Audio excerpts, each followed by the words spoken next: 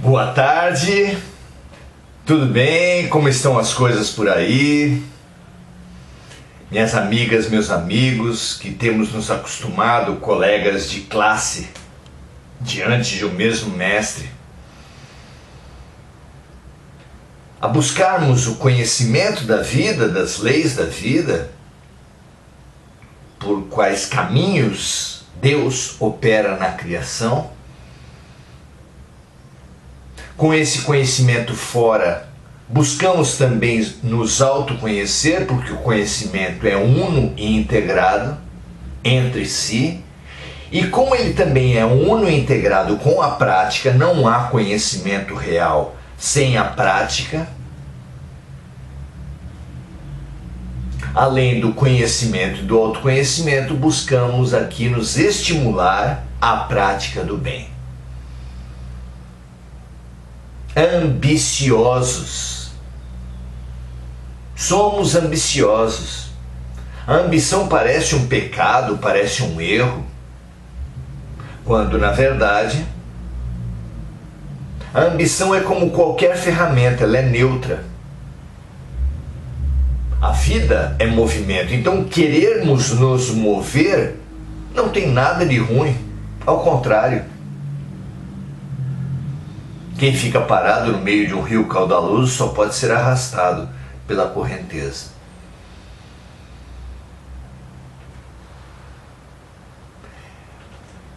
O problema é focarmos a nossa ambição apenas no corpo, apenas nos prazeres, ter cada vez mais prazeres, corpos cada vez mais próximos do padrão de beleza convencional, dinheiro, ter uma conta bancária cada vez maior, fama, ter curtidas e seguidores aos milhões. Esse tipo de ambição que reduz e apequena a vida, esse sim é uma doença. Mas a ambição do ser, que supera a ambição do parecer, que supera a ambição do ter, essa ambição do ser cada vez mais é muito agradável a Deus. É o que Ele espera de todos nós. Veja que Kardec, ao contrário da felicidade como um estágio final, ele coloca a felicidade no caminho, no processo.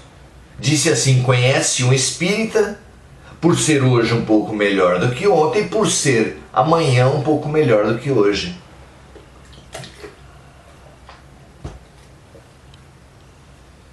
Mais importante do que aonde chegar é como chegar. É se colocar a caminho. Então, se estamos a caminho, estamos bem, estamos felizes. Buscando entender cada vez mais o que a vida quer de nós, buscando cada vez mais dar o que a vida quer de nós, estamos sem dúvida num excelente caminho, não é? Muito bom. Temos estudado o capítulo 12 de O Livro dos Espíritos, de Allan Kardec, nosso manual de sobrevivência na Terra, junto ao Evangelho, junto com o Evangelho de Jesus. E dentro do capítulo 12, que tem por título A Perfeição Moral, estamos estudando o item Conhecimento de Si Mesmo, questão 919 e 919A. Já estudamos toda a riquíssima resposta de Santo Agostinho para essa pergunta de Kardec do como, do processo, do autoconhecimento. Agostinho nos deu sugestões fantásticas e agora vamos ler o curto comentário de Kardec para complementar o nosso estudo do autoconhecimento, esse caminho tão importante que estava no oráculo de Delfos e foi assumido por Sócrates como base de sua filosofia e, portanto, de toda a filosofia como conhecemos hoje. Conhece a ti mesmo, que foi assumido pelas próprias ciências sociais ou ciências humanas, antropologia, sociologia, história, arqueologia, psiquiatria, psicanálise, psicologia. Todos buscam o autoconhecimento, buscam o conhecimento do ser humano. Que bom que assim seja. Dediquemo-nos a esse autoconhecimento que une ciência, filosofia e religião. O budismo prega o autoconhecimento. Jesus pregou o conhece a ti mesmo. São realmente fabulosos os caminhos da evolução. E essa ferramenta, nesses caminhos da evolução, é imprescindível. É a confluência de ciência, filosofia e religião de diversos lugares, de diversos cantos da Terra. Muito bem, vamos ao comentário de Kardec então. Muitas faltas que cometemos nos passam desapercebidas.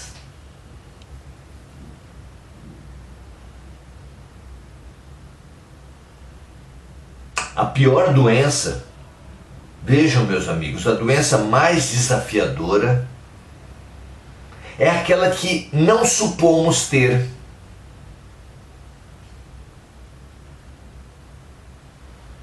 Os erros que cometemos, que nos passam desapercebidos, são como as piores doenças, que são aquelas que não julgamos possuir.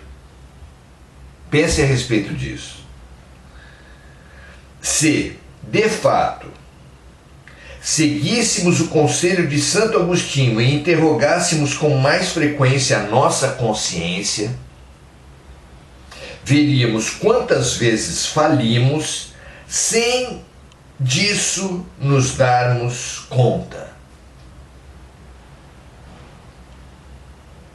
Simplesmente por não examinarmos com atenção a natureza e o porquê de nossos atos.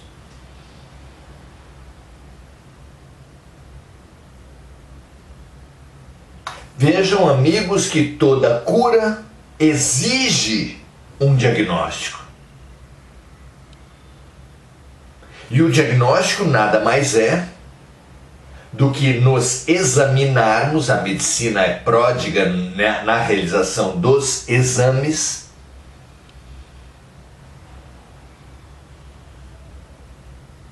E confluir esses exames para um diagnóstico. Dar um nome. Dar um nome para um problema é o diagnóstico. E o diagnóstico é imprescindível para qualquer cura. Num processo psicoterapêutico, por exemplo, no processo de autoconhecimento em geral, darmos um nome para os nossos sentimentos, para os nossos pensamentos, para a nossa atitude, é também imprescindível para ressignificarmos as vivências passadas, para estruturarmos novas vivências futuras, para superarmos crenças e padrões limitantes. Então, viver na inconsciência, viver como se não tivesse problemas, bloqueia o nosso aprendizado, como a ausência de diagnóstico bloqueia qualquer processo de cura.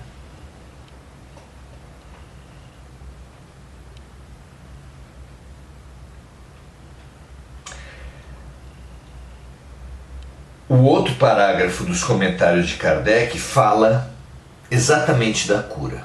Se o primeiro fala da doença sem perspectivas, da doença em inconsciência,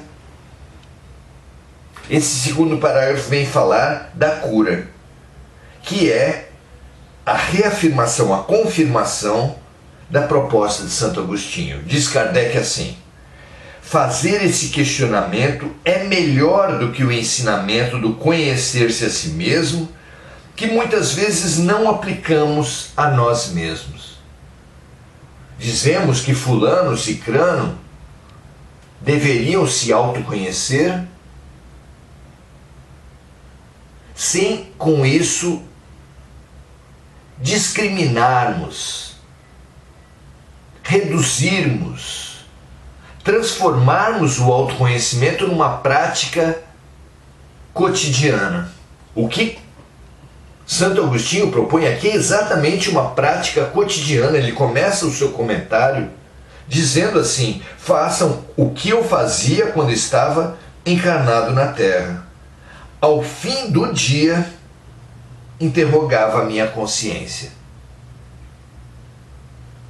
Ou seja, não é o final do ano, não é no dia do aniversário, não é quando vamos para um enterro, para um velório, não é quando algo de impactante acontece em nossas vidas. É todos os dias. Não é? Então, fazer esse questionamento é melhor do que o ensinamento do conhecer-se a si mesmo, que muitas vezes não aplicamos a nós mesmos. O questionamento exige respostas categóricas. Fiz algum mal hoje? Fiz todo o bem que podia? Prejudiquei alguém? E essas respostas categóricas impulsionam, nos remetem à reparação dos erros, ao aprendizado, à investigação dos princípios, das origens, das crenças, dos preconceitos que geraram nossos equívocos. É todo um processo de autotransformação que começa com o autoconhecimento, que passa pela transformação do princípio do autoconhecimento em questões concretas, diárias, a serem feitas por cada um de nós. E que abre então assim, com essas respostas diárias sobre as nossas atitudes, o nosso comportamento, as nossas crenças, abre-nos a processos de reparação, de perdão, de autotransformação.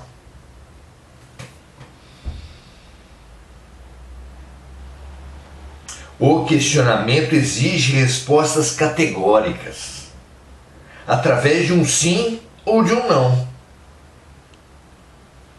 E o questionamento não deixa margem para alternativas. As respostas são argumentos pessoais e, através delas, podemos saber o quanto de bom ou de mal existe em nós. Somente o alcoólico, o viciado em jogos, o consumidor compulsivo, o comedor compulsivo, que entende as origens desse comportamento pernicioso, doente, abre margem à cura. Da mesma forma, só uma pessoa conhecendo e reconhecendo os seus equívocos nas suas origens, os seus equívocos e as crenças, os preconceitos, as ideias que geraram esses erros, poderá realmente transformar-se. Autoquestionamento e autoconhecimento. Autoquestionamento, autoconhecimento e consciência. Aprendermos a nos questionar estimula a nossa consciência. E a consciência é o Deus em nós, é o GPS. É a ferramenta que aponta nossos erros e nossos acertos e estimula a transformação. Veja se isso faz sentido para você, minha amiga, meu amigo.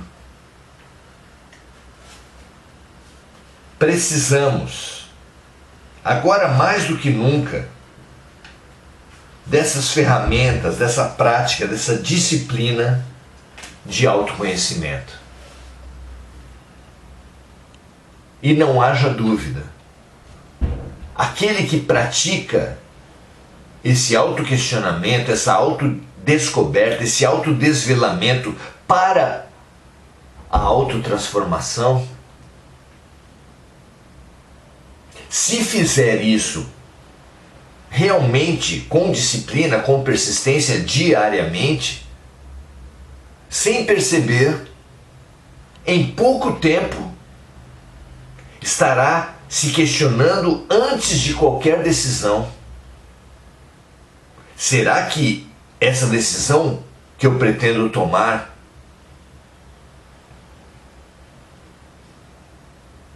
vai fazer mal a alguém?